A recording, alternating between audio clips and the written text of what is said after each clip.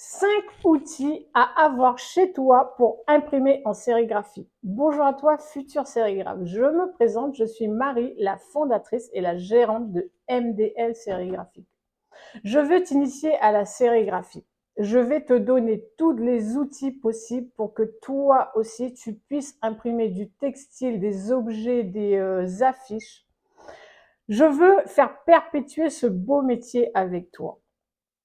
Aujourd'hui, je vais te donner 5 outils pour que toi aussi tu puisses imprimer chez toi. Je te propose de me suivre à travers ma chaîne. Je t'invite à t'abonner. Ici, maintenant, appuie sur le bouton rouge. Je te donnerai toutes les astuces pour que toi aussi tu imprimes chez toi. Et maintenant, nous allons passer à l'atelier. C'est parti. Te voilà enfin dans mon atelier, je te souhaite la bienvenue. Je vais te donner tes 5 outils pour que toi aussi tu imprimes chez toi. Pour moi, l'outil numéro 1, c'est ta presse. Investis dans une presse, une couleur pour démarrer. Ça ne sert à rien d'aller plus haut. Tu vas t'embrouiller, démarre doucement. Pour moi, aujourd'hui, je ne te montre pas la mienne parce qu'elle se trouve derrière et c'est une 6 couleurs. Donc non, pas pour aujourd'hui. Je vais te donner 3 astuces pour que toi aussi tu te procures ta presse. L'astuce numéro 1. T'es un bricoleur, t'es une bricoleuse, fabrique ta presse toi-même. Tape sur internet, fabrication d'une presse en sérigraphie. Tu auras les notices et les outils. Deuxième option, va sur les sites d'objets d'occasion. Là, tu as des sérigraphes qui revendent leur matos parce que soit ils arrêtent leur activité ou tout simplement ils changent de matériel. Là, tu peux avoir des conseils, tu peux négocier ta presse et en plus, moi je suis allée au culot, j'ai même demandé des outils qui vont avec. Après, bien sûr, tout dépend des sérigraphes, mais généralement, ils partent dans ton sens.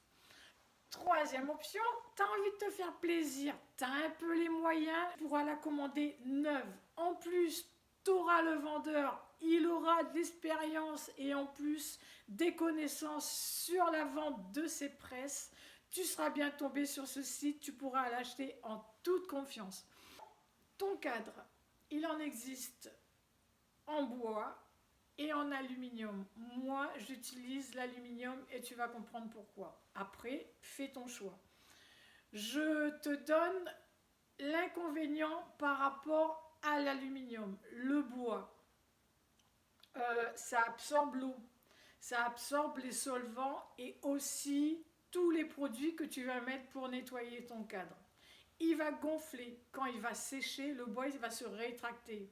Tu peux le cogner, tu peux le taper, le bois il va s'éclater. Par contre, l'aluminium, tu peux le cogner, tu peux le tomber, il va pas péter, il va juste se cabosser et tu peux réutiliser ton cadre. Par contre, la différence entre le bois et le cadre alu, ton bois, quand il va se rétrécir, il va jouer sur la tension de ta toile. Donc ça, il faut faire attention. Après, en parlant de toile, il existe plusieurs toiles et de différentes couleurs. Pareil, le choix de ta toile dépendra de ce que tu auras à imprimer. Moi, pour le textile, j'utilise la toile en polyester et en 54 fils par centimètre. Il existe aussi des toiles en nylon. Après, c'est pareil, tu pourras te renseigner avec un fournisseur que tu seras à l'aise et puis il te renseignera là-dessus. Pour démarrer, je ne te conseille pas de tendre tes toiles toi-même. Laisse le professionnel le faire à ta place. Concentre-toi sur autre chose dans ton atelier, mais surtout pas ça. Si elle est mal tendue ta toile, au niveau de l'impression, au niveau décalage, ce ne sera pas bon du tout. Voilà, je t'ai parlé de la presse et de ton cadre, je vais te donner ton troisième outil, c'est l'encre. Il en existe plusieurs pour tous les supports que tu auras à imprimer. Là, il faudra que tu appelles ton fournisseur ou tu te renseignes sur Internet. Moi, je vais te parler, admettons, pour le coton, le textile en coton. Les principales, c'est le plastisol et l'encre à eau. Ma préférée, c'est le plastisol. Pourquoi le plastisol? Le plastisol, c'est une encre à base de gel, c'est-à-dire avec des molécules. Et en la remuant, la matière revient, en la chauffant bien, en la tournant. L'encre, elle se ramollit, donc tu peux la réutiliser sans souci. Après, bien sûr, si elle est trop dure, tu peux pas trop la malaxer. Il vaut mieux mettre un peu de diluant. Tu peux la réutiliser à chaque fois ta plastisol. Tu as fini de sérigraphier, bien sûr, si tu n'as pas mis de durcisseur, tu peux la réutiliser. Et si tu as mis un durcisseur, bien sûr, eh ben, ton encre, il faut faire attention, il faut la mettre à la poubelle. L'inconvénient, pour moi, j'en vois pas vraiment. Si, il faut utiliser des solvants au nettoyage des cadres et du matériel parce que c'est une matière très grasse, donc il faut des solvants, quoi. Par contre, l'encre à l'eau, j'ai travaillé avec et franchement, je n'adhère pas. Pourquoi? Tu peux démarrer des petites séries, c'est bien, tu es chez toi, tu veux apprendre la sérigraphie sans trop acheter de solvant, c'est très bien. L'avantage, tu sérigraphies, ton t-shirt il peut sécher à l'air libre, c'est-à-dire t'imprimes, tu mets ton t-shirt au soleil, il sèche. Au soleil ou à l'intérieur, il va sécher avec le temps. Par contre, l'inconvénient, en plein été, tu es en train de sérigraphier, tu vas faire quelque chose pendant allez, une demi-heure, une heure, tu reviens, ton cadre, les mailles, elles sont bouchées parce que l'encre, elle aura séché dans ton cadre. Et là, bien sûr, il faut tout nettoyer et franchement, c'est une grosse galère parce que l'encre est durcie vachement dans la maille. Après, c'est un choix que tu feras toi-même quand tu auras fait la main avec les deux angles. Pour ma part, pour l'atelier, c'est du plastisol et je ne changerai pas parce que j'ai trouvé ma technique et c'est comme ça qu'on va dire. Inconvénient, bien sûr, pour le plastisol, il faut plus de matériel. C'est-à-dire,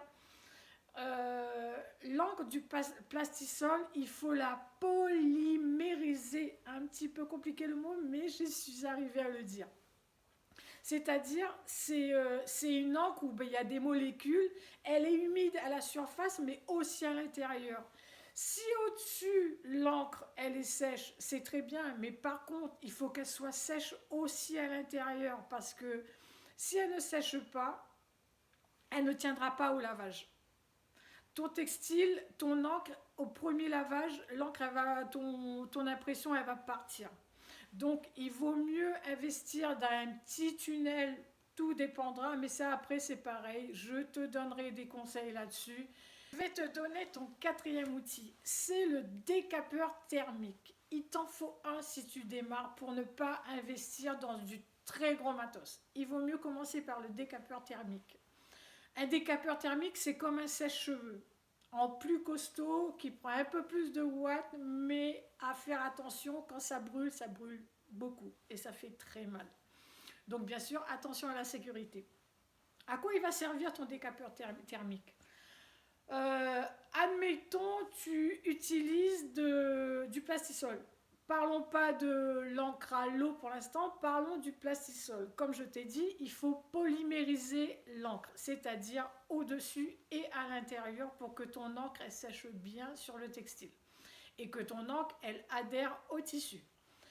Il faut faire chauffer ton encre à une certaine température et aussi à un certain temps qui est préconisé. Donc, je te conseille, si tu as un décapeur thermique, fais des petits visuels. Ne va pas tomber dans un grand visuel, que ce soit un format dos ou un format poitrine. Je te dis pourquoi. Tu vas sécher, tu vas croire que ton visuel, il est sec. En fin de compte, il y a une partie où elle va être sec, ou d'autres parties où tu vas passer moins de temps dessus.